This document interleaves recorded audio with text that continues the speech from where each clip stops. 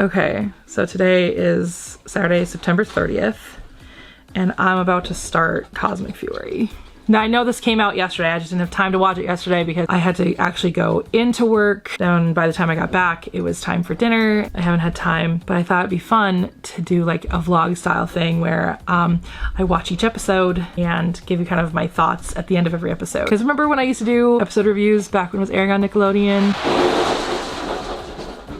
My parents are getting ready to go on an adventure, so my dad just took all of the ice. I think this would be really fun to sit down and talk about each episode after I watch each episode here on Netflix. So let's go. There are 10 and I'm very excited and also very sad because obviously we know that this is the end of Power Rangers as we know it now and we don't know what the future looks like yet. I'm excited to sit down and watch Cosmic Fury and give you my honest feedback, my honest thoughts of Cosmic Fury after each episode, my immediate reaction. So let's get started.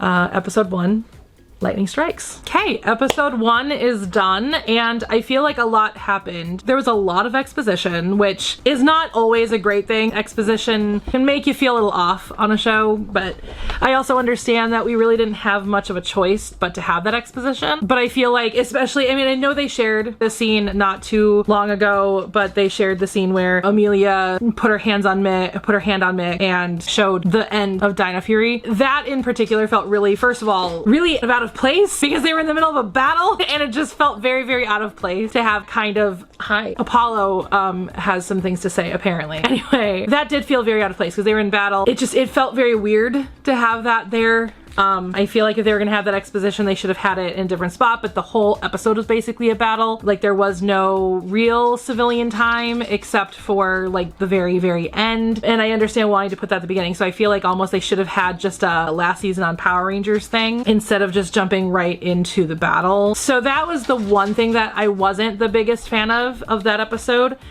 But I do feel like that episode had a lot of action, a lot of adventure. It was really fun to have David Yost come back. Obviously, I know he's in the whole show. It's really fun to see Kelson Henderson return as well as Mick, which is a Neo Saban character, but being a big fan of the Disney era of Power Rangers and having Kelson Henderson be such a prolific member of the franchise during that time frame, it was almost like pulling in the original Saban and the Disney / Neo Saban, Disney being just Kelson Henderson in general and Neo Saban obviously being Mick, and then obviously the Hasbro era with our Dino Fury Rangers that we've had. It was just really kind of fun that this first episode kind of encapsulates the entire franchise over the last 30 years, which I think was just really kind of fun. Even with as few characters as they honestly actually had, it still kind of encompassed the whole time frame that we've had Power Rangers. Anybody who's been around my channel long enough and has heard me talk about recasting, you know that I'm not a big fan of recasting. As much as I love having a villain from my past come back like Lord Zed, it's not easy to hear a different voice, and I fully understand, obviously, I fully understand why Robert Axelrod is not playing Zed, because he's no longer with us. But as somebody who actually knew Robert Axelrod, had worked with him at conventions in the past, it's really, really hard on me emotionally to hear somebody else play that character. I love that Zed's back in the same way that they kind of brought Rita back. That they were actually able to bring back Barbara Goodson, which I love, you know, because obviously Barbara Goodson is still with us. And I know that if Robert Axelrod were still with us, I have, you know, if he had the time to do the recordings and stuff, that Simon Bennett would have absolutely brought Robert Axelrod back. So this is not like a how dare you recast, but there is this part of me that goes, what is the lesser of the two evils? You know, having Zed recast but still bring back a villain that terrified an entire generation when he first came out, or not have Zed come back and create a new villain or bring back a different villain from another era of Power Rangers that would have less of an impact on, you know, the fans. I think that bringing Zed back was the right choice. It's just not easy to, like I said, see a character that I knew so well as a kid, that scared me as a kid. I mean, it scared our entire generation. So it's great to have him back, and I am very happy that I get more Zed because he is one of my favorite villains in Power Rangers history.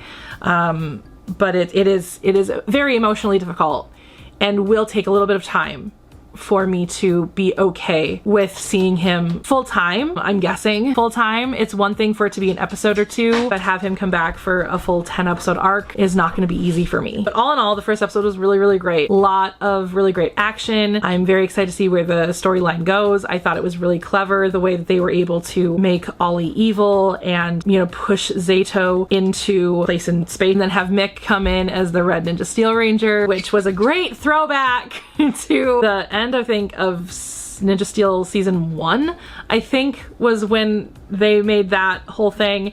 And of course Billy step in as the Blue Ranger. And even though I know the Zord is blue and everything, but I also, as somebody who, one, my favorite color has always been blue. One of my favorite animals has always been the wolf.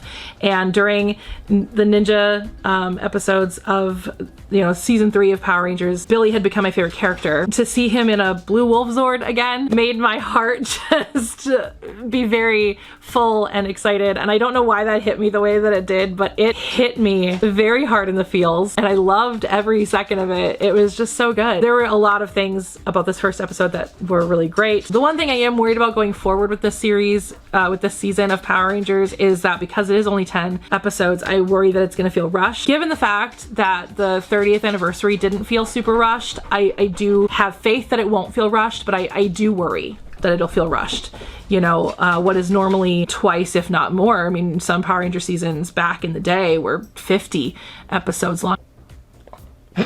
Anyway, yeah, there were a lot of things that made me very happy. There were a couple things that, you know, could have been done a little differently, but nothing's ever perfect, and I'm excited to see the rest of it. So let's move on to episode 2.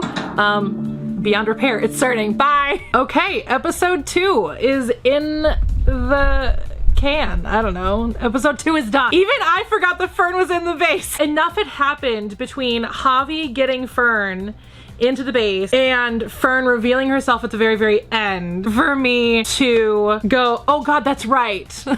Loved Hunter in this episode. Absolutely loved Hunter. I have my theories about how it's going to work going forward, but I'm also open, obviously, to being completely wrong. But yeah, so the Rangers lose their powers in this episode, and it's clear that they're done with these powers, with the Dino Fury powers, because the statues are destroyed and they're now light years away from Earth with Billy, Solon, and Fern with them. And Ollie is appearing to still be evil. There's that weirdness, not weirdness, it wasn't a weird scene at all. It was beautifully done. It was great. I loved it. Where Amelia opens the door and Ollie comes out. The reason I said weirdness is a lot of times foreshadowing obviously happens in Power Rangers in all forms of storytelling, especially if it's action adventure or sci-fi or fantasy. There's usually foreshadowing all over the place, right? And I felt like when Ollie comes out and is pretending to be good and Amelia not falling for it in even a little, that when he gets up and asks Zed to spare his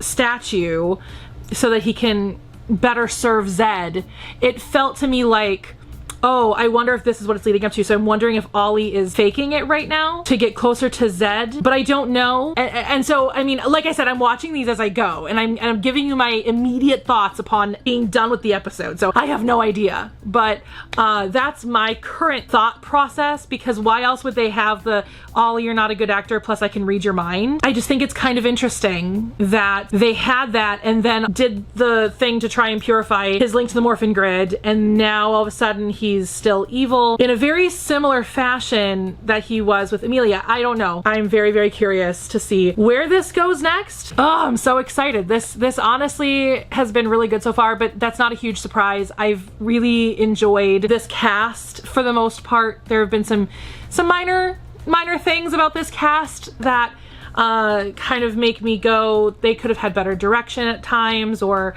you know, these actors really do need to hone their craft a little bit better. But I mean, most of it's the ADR, because usually when they're in their suits, and so it's the ADR for the civilian actors. Voiceover isn't everybody's forte. I mean, what's so funny is there are some actors that are fantastic when they're not doing voiceover, and then it feels like they're holding back when they're doing the voiceover. And I think that that's a very common problem within, you know, a realm where you have to do live action and voiceover, so you can't just hire a voice actor, because sometimes voice actors aren't great, you know, on camera, and vice versa. On camera actors aren't great behind the microphone, in the same way that theater actors aren't always great on screen, and screen actors aren't always great in theater or on stage, because the acting is entirely different from medium to medium. There have always been some issues I've had with this cast, where I feel like they could definitely hone their craft a lot better. They're all still really young, so that's only to be expected. But this cast has proven themselves with the last 2 seasons of Power Rangers, over the last story, Dino Fury, to really hold their own. And, you know, honestly, this cast is really great.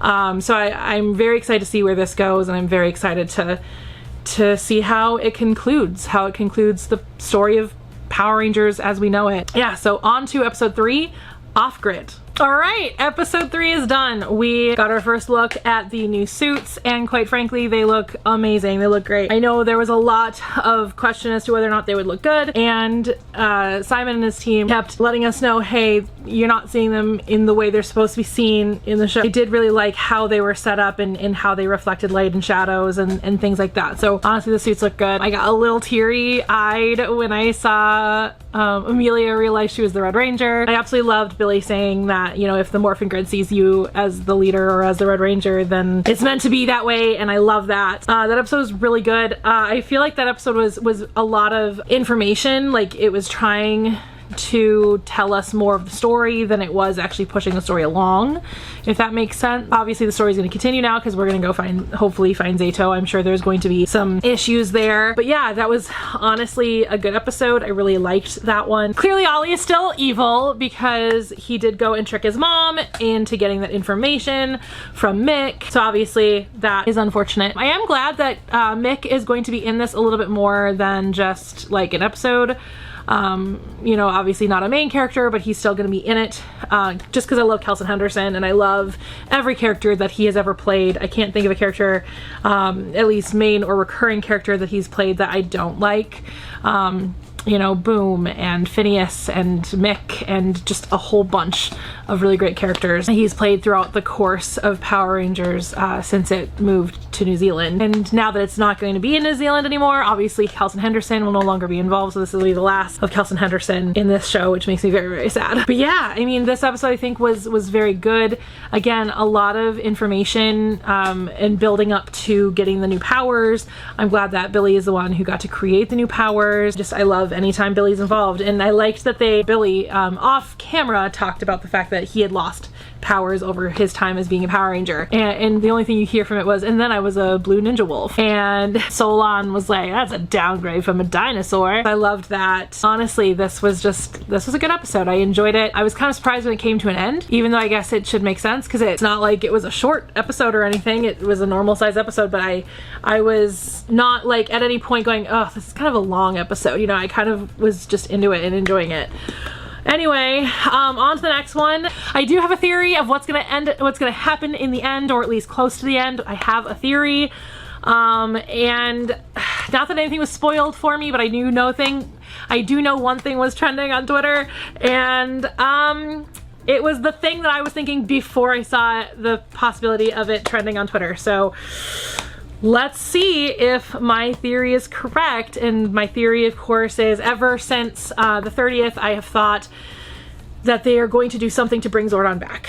And as much as I would love that, I also am a little scared of them bringing Zordon back, because his sacrifice was really important to me and was really, really emotional for me, and to this day is something that I still look at as like one of the most traumatizing things that a television show has ever done to me. But at the same time, if that's the direction that they want to go, I really don't think that David Yost would sign up for something that was cheap, and I really don't think that Simon would do something. He's earned my trust and respect as the showrunner for Power Rangers in regards to that, and I think that if that is what he does, I think he will do it beautifully. I do really believe he will. A Netflix ad just popped up for Ninja Steel. So anyway, on to episode 4, teamwork. All right, another episode down. We have Zato back, and he is now the Zenith Ranger, and Lord Zed is on Eltar. So again, I feel like we're moving in a direction that is bringing Zordon back. So I am both excited and terrified of that. But anyway, this episode yet again felt very quick. This one honestly felt like only 10 minutes. Like, it did not feel very long. So again, just very action-packed. A lot of really good stuff. I kind of like the mishmash of Power Ranger team thing that they've got going on. I doubt it's gonna stay that way, because obviously we haven't had Billy morph in a long time, and Mick has now left to go back to his planet. So I don't know how much longer that's gonna happen, but it's kind of fun that every once in a while they just kind of have this other ranger join them and go in their Zords, and their Zords don't match their powers essentially. So it's been kind of an interesting concept that your Zord doesn't have to match your Power Ranger energy, because that's how it was like in seasons 2 and 3, where they maintained that dino theme, even though they did not have dino Zords. And I think that that's really kind of cool. I mean, even when they were the Ninjetti Rangers, you know, in season 3, they still had the Zyuranger suits, utilized their spirit animal, but they didn't, you know, but the suit didn't match. And so, you know, it's kind of a fun thing. It's been a long time since we've had Ranger suits that don't necessarily match the Zords, and I think that that's just kind of cool. Ollie is still evil, so that's kind of interesting that they're carrying that out almost halfway through the season. I mean, I'm on episode 5 now, so we're halfway through at this point. I mean, I watch one more episode, and that's actually technically halfway through episode 5, but I digress. One thing, I didn't mention this a couple of segments ago, because I kind of forgot to, but the one thing that I've always disliked ever since Neo Saban started up was the comic duo thing. If you watched my episode reviews of Beast Morphers and my episode reviews of Dino Fury before it went to Netflix, you would know that I'm not the biggest fan of comic duos. I think Bulk and Skull was a once in a lifetime kind of thing. So the one thing that I'm really happy about is we don't get much of them in this season. They've been in one episode, I think, like, what was it, episode 2? And then they were in a little episode, like a little tiny bit of an episode recently, and I've not been seeing them a lot, which makes me feel better, because again, I just don't like that concept. It's so difficult to do a comic duo, and you gotta have the right magic and the right chemistry between the actors in order for it to work. And in Power Rangers, it rarely works for me. But that's just me. I mean, if you like the comic duo and you think the comic duo is great, that is totally your call and your opinion. It's just, it doesn't work for me. So far, this has been really cool. I really like the stuff that Javi is going through with losing his arm, and obviously losing his arm is really detrimental to his creative life as a creative. Obviously, like, I feel for him tremendously. Many times as an actor, I thought, what happens if I were to ever lose my voice or things like that, you know, where doing the thing that I love the most, you know. I mean, I've talked about on this channel before how I do have vocal damage due to vocal nodes, and that is really hard. You know, I was 18 when I developed the vocal nodes, and while that's more detrimental to a singer, and I'm not a singer, or at least I'm not a singer anymore, I was until then, it still affects my speaking voice, you know. And so I feel for him on a personal level where that's concerned, and watching him kind of go through that has been kind of a fun journey. And now he's kind of coming into his own, and not only that, but when he morphed this time and he like strummed his weapon like it was a guitar, I just thought that was a really great touch, a really great moment of his character, and I loved that. Yeah, I mean, honestly, it was absolutely a good episode.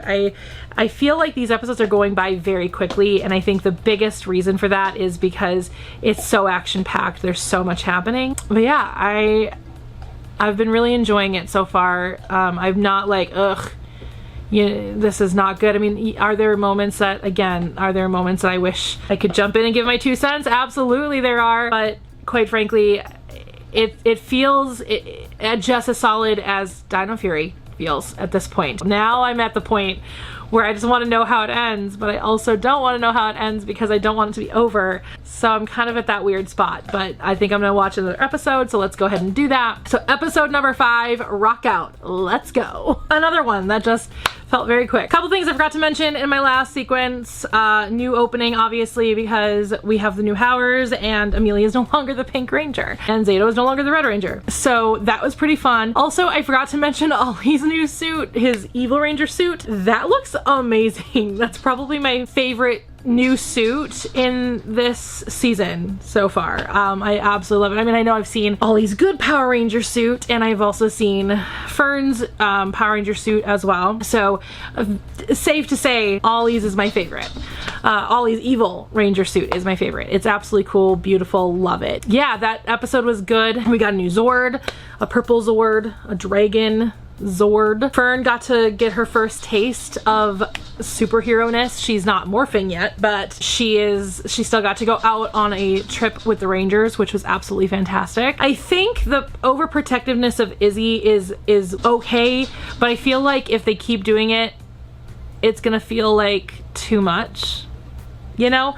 So I'm hoping she gets her powers soon, and I hope that there's still like a little bit of the, I don't want Izzy to go all of a sudden like, you're a Power Ranger now, everything's great. Like, I want her to still be at least somewhat protective, but I do want that to fade pretty quick.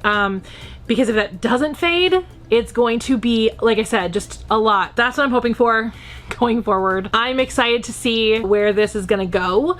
Next episode is called Takeoff, which of course they finished building out the spaceship for turning the base into a spaceship so they can return to Earth. I'm excited to see where this goes. I kind of find it interesting that they can just teleport to random planets now. You had to go through a wormhole to get to Eltar back in Turbo, and now they can just teleport to it. I mean, granted, you know, that was almost 30 years ago, so I suppose technology has advanced since then, but in the Power Rangers universe, so live in the universe that they created for you, but that does feel a little out of continuity. I wish there was more explanation as to why you can just teleport now, but I mean, to be fair, I guess they do have technology now where you can teleport between universes, because obviously that's how Dr. K and the Dino Charge Power Rangers have managed to help out or come over to do things with this universe's Power Rangers. So it's not the biggest problem, like it's not the biggest continuity issue in my opinion, but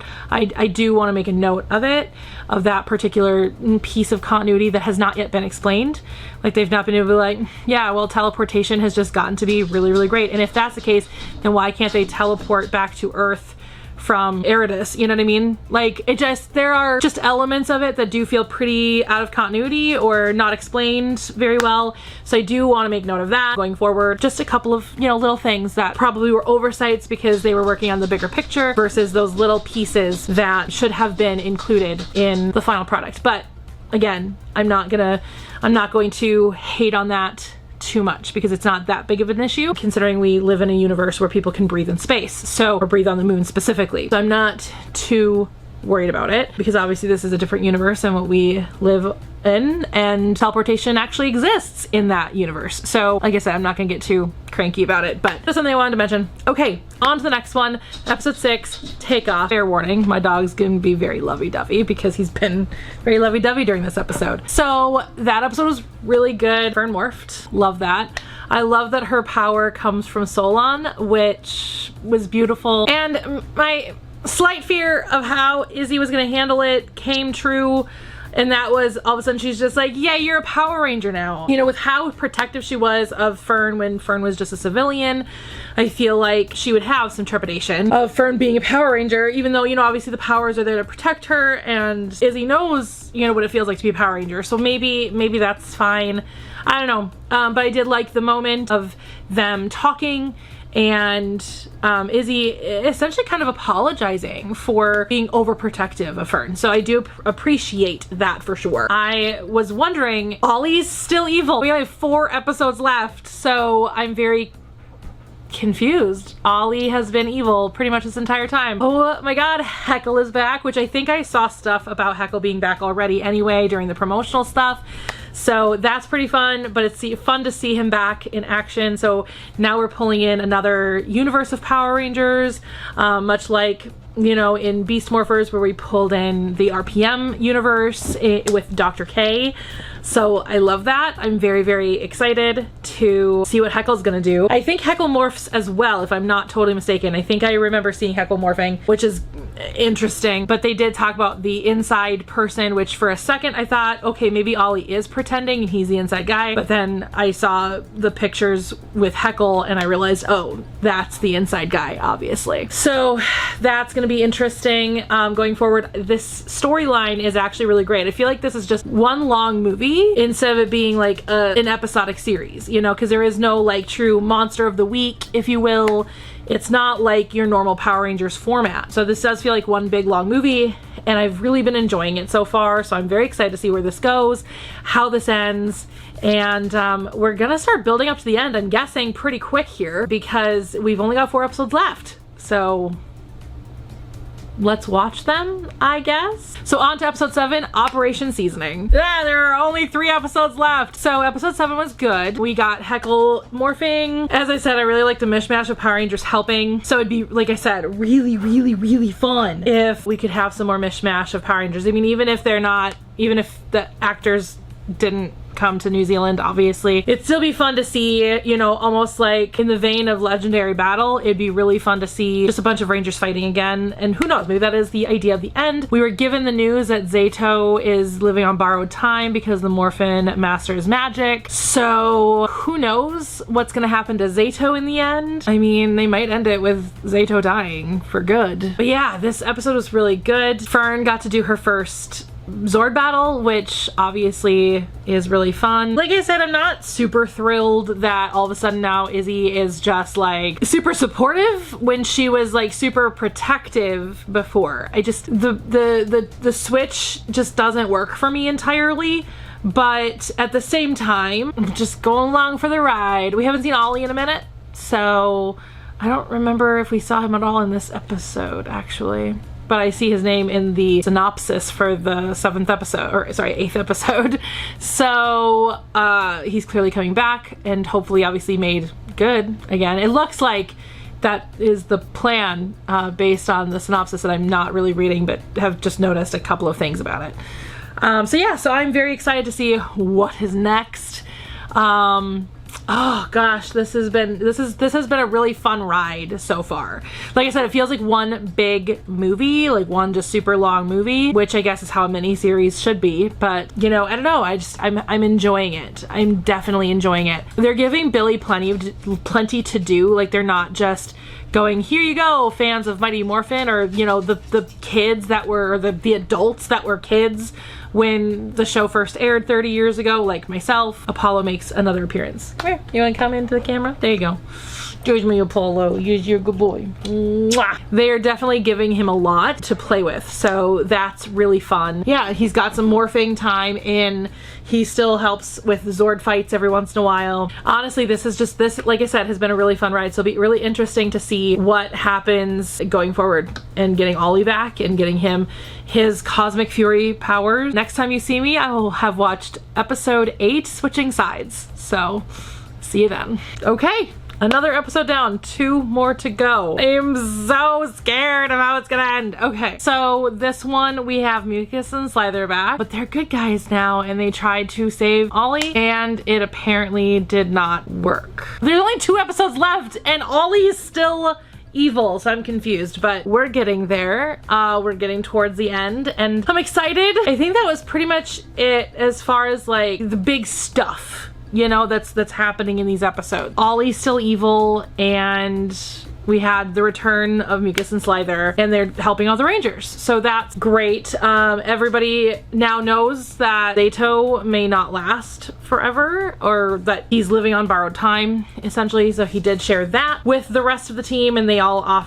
they all were like, well, let's figure out a way to make it so you live forever, or, you know, don't die soon kind of thing. So that's where we're at. We're not really gearing up for an end yet, it doesn't feel like, or maybe we are and I'm just not noticing it because maybe it's really subtle. Obviously we've got 2 episodes left, so there's not much left to build up to. So I'm honestly, with the way that this is set up, I'm actually kind of glad that's only 10 episodes, because I feel like this feels like the last arc of a season. Granted, I think that had it been able to be a full season like it was originally apparently supposed to be, I think there would have been the ability to have a little bit on the beginning end of it where this would have just been the final arc. These last 10 episodes would be that final arc. Because I feel like the first episode, thinking back now from when I watched that this morning, the first episode definitely felt off to me, and not only just because of the weird, like, we're in the middle of a battle, but here, this is what actually just happened in all, you know, at the end of Dino Fury. Aside from that,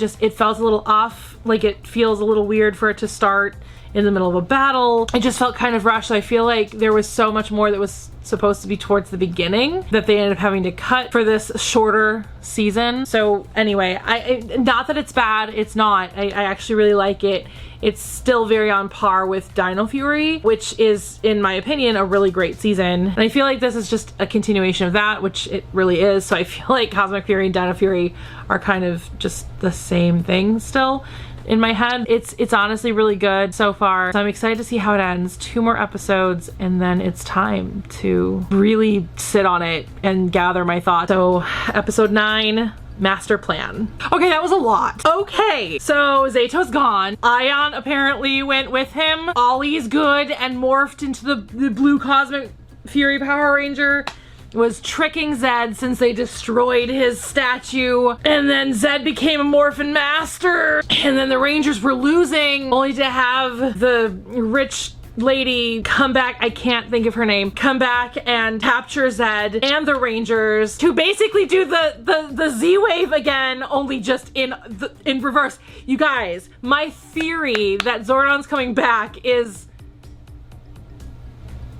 feeling very real right now, because why else would they be bringing up the Z-Wave again? Oh my god. Okay, and then it of course stopped at like the countdown, and all I could think was Galaxy Quest. It always stops at 1 on the show, and it did, they did a countdown and it stopped right before 1, and I am very excited. And Solon called all the other Rangers. Are we getting another legendary battle? Oh, will this one be at least better than the 20th? I'm just saying. This is reaching an interesting climax, and I am very excited for how this is gonna end. I am hyped. I am loving this, and I cannot wait to see the final episode. That episode was probably the best one I've seen yet. Hopefully gonna be the coolest finale ever, because Power Rangers deserves that. If this is really gonna be the end of Power Rangers as we know it, it really deserves the best possible end that Power Rangers could ever have. And I am starting to come to the realization that maybe bringing Zordon back is the perfect way to end it. Just kind of brings the whole franchise full circle. Or Earth gets destroyed. I mean, does Power Rangers have to end happy? I doubt that's how they're gonna end it, but I'm just saying, it's possible. Exactly, Nova. Exactly. Yeah, that is exactly correct. On to the final episode. Episode 10. The end. Whew. Here we go.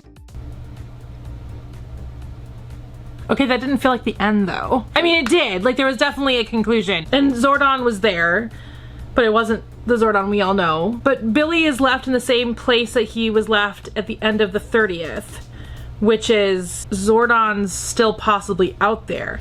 Now, my question is, where in the continuity does the 30th fit? Is the 30th after the events of this? So the Yellow Ranger we see in the background with Billy, is that Tarini?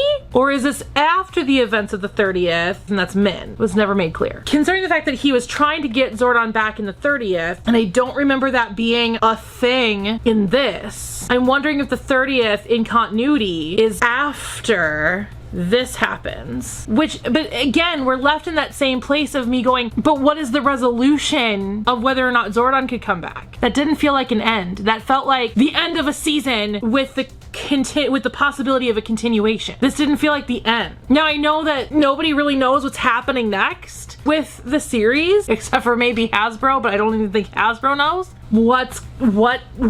Anyway, so there was no real legendary battle. There were some extra Megazords that came and helped out from the past, so that was kind of fun. And it was a very good end I think it's really funny that Zed living out his nightmares is just being with Rita again. Like that tracks. It's just cool that Zato is now a Morphin Master, even though his immortal life is over, so they really do kill him off, just like they killed off Zordon. And then Russell got to play Zordon. That's the Zordon that we see in the Morphin grid when Ion is in there with him.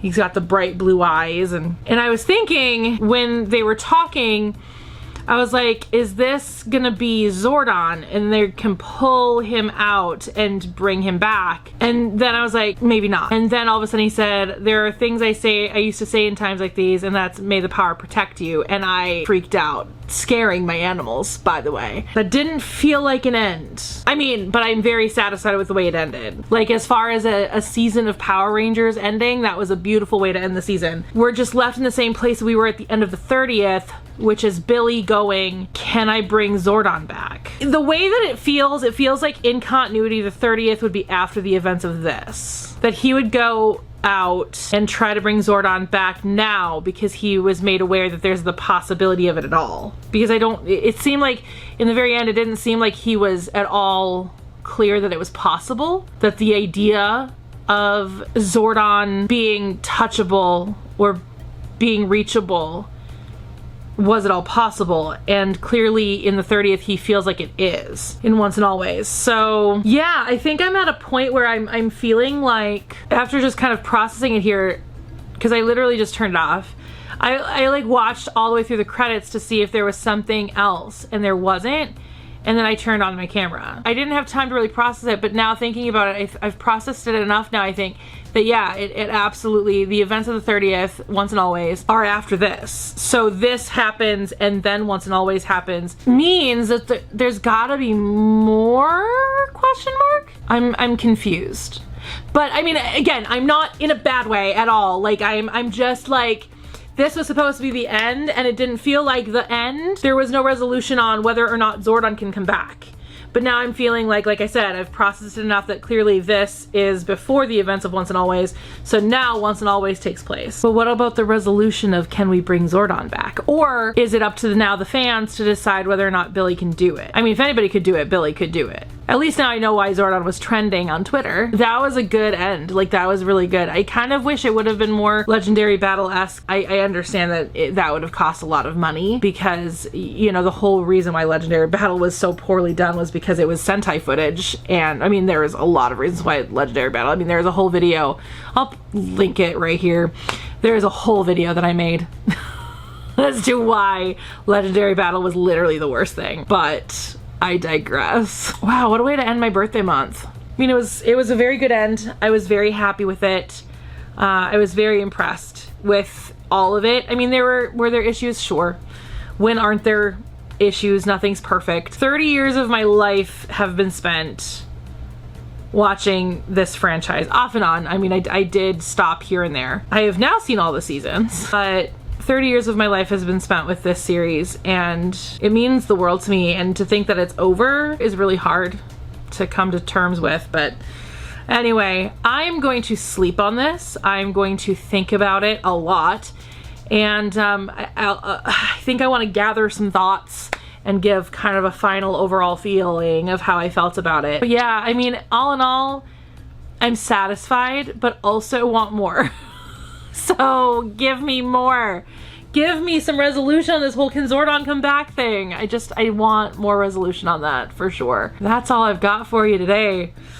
So let's cut to future Brit with my final thoughts after sitting on this for a little while and letting it all process. Thanks, past Brit. So I've had some time to think about it now. It's the next day, and I've definitely been thinking about Cosmic Fury. Honestly, all in all, I want to say, because I'm going to be grouping it in with Dino Fury to an extent, because it's the same cast, it's a continuation of the same story. I feel like it's just the 3rd season. Just like Mighty Morphin was 3 seasons long, even though the cast did change, the bad guys changed, and the storyline itself, you know, changed to an extent, along with, you know, the Zords and stuff. I'm just kind of grouping it in with Dino Fury, and it just is continuing the idea that Dino Fury is just a really solid season in general, a very solid Power Ranger series. Honestly, yeah, were there some things I went, they they could have maybe put more care into this, or they could have explained this better, or they could have, you know, put a little more effort here. Absolutely. The CGI left much to be desired. But I think that's a common complaint, not just among Power Rangers, but amongst a lot of TV shows that are using CGI. You know, there's only so much that a budget can provide, and so I'm not going to sit there and be like, the CGI was really bad. But no, I think that all in all, the season itself was a very solid season. I really genuinely enjoyed all 10 episodes. There wasn't a single episode where I'm like, okay, that episode wasn't good. I think they utilized the characters very well. I think they utilized the time they had really well. They gave Billy enough to do. They brought Heckle back, which was great. They brought Mick back, which was great. It would have been really fun if they could have really put some time and effort into it. I know they only had 10 episodes, but it would have been really fun for Mick to run into a couple of other, like, Kelson Henderson characters. Because what? I mean, we're only just a couple years out from SPD taking place, so he could have run into Boom. You know, he could have run into Phineas. Like, it just would have been cute and fun for Mick to interact with some of the other Kelson Henderson characters that exist in the realm, in the universe. It would have been fun. I did see on Twitter something to the effect of, it would have been nice to actually have seen other Power Rangers fighting. Like, you know, they say on the news broadcast that Power Rangers are fighting and being captured. It would have been fun to actually see that. But obviously, budget and time constraints did not allow for that. And that was even verified by Simon on Twitter.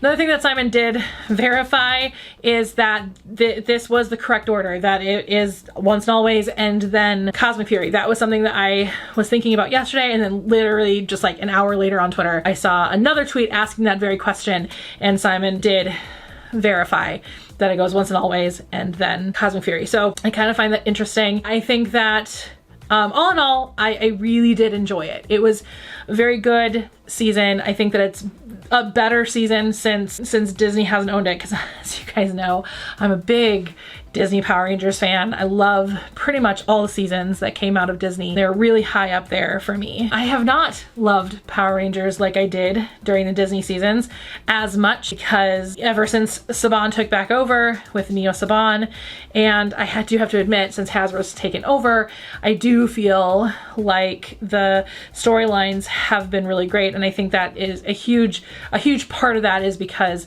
Simon Bennett took over as showrunner versus Judd or Chip Lynn, who, as we know in Neo Saban, just didn't like to do well at his job. When he used to do well at his job in the 90s and the early 2000s, did fantastic at his job, terrible at his job during Neo Saban. And I don't know why there's such a stark difference between the two, but there is definitely a stark difference between the two. The only thing that really still irks me to an extent is the fact that we know, as far as we are concerned, this is the end of Power Rangers as we know it.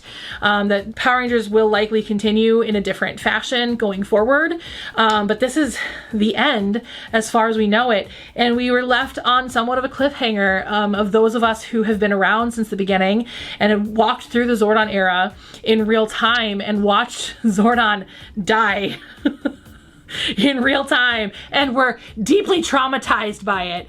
To not have any kind of real resolution aside from we got to see Zordon in the, you know, being of Zato, because that's what Ion wanted to see. And then Billy having this realization that Zordon is still alive and out there somewhere within the Morphin Grid. You know, that was somewhat of a resolution, but certainly I don't think enough of a resolution for someone who was traumatized at the age of 12 by watching Zordon die. Come on. So I am a little disappointed in that, but that is such a minor disappointment compared to just how beautifully shot the miniseries was. Like, I remember thinking the cinematography is absolutely beautiful.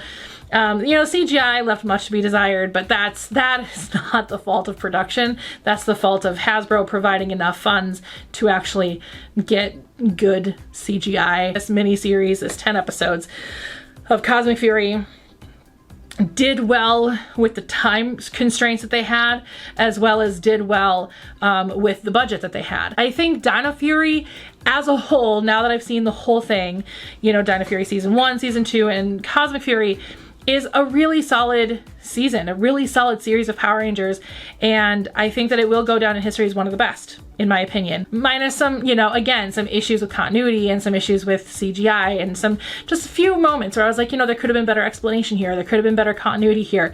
But again, like, that's nitpicking at that point, right?